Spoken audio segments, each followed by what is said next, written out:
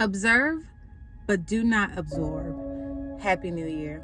With this year, 2023, Dear New Teacher Check-In, our first Dear New Teacher Check-In, I wanted to really come on and talk about the power of just observing.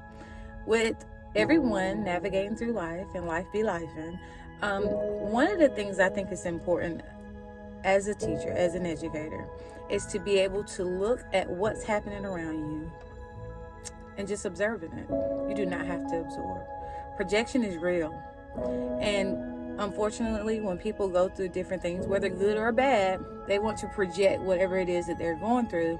And sometimes we can absorb what their experiences are in their matters. And so I wanted to really encourage this, whether you're an educator or not, to navigate through life, make it a mindset to be able to observe and not absorb. Whatever people have going on, that's what they got going on. Has nothing to do with you. Do you learn from what people have going on? Absolutely. You should always be in a place that you learn from everybody. That is what to do and what not to do. So as you navigate through 2023, as we're beginning this new journey, and we see, unfortunately, a lot of people going through a lot of challenging situations, life just be lifing, whether you're going through something that's challenging or whether someone is going through something that's challenging and they're, for whatever reason, wanting to project some of their experiences upon you, their feelings, just observe and disconnect. Okay?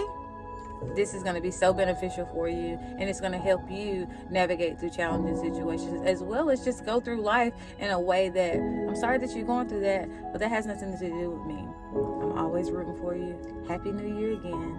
And guess what? It's 2023, guys.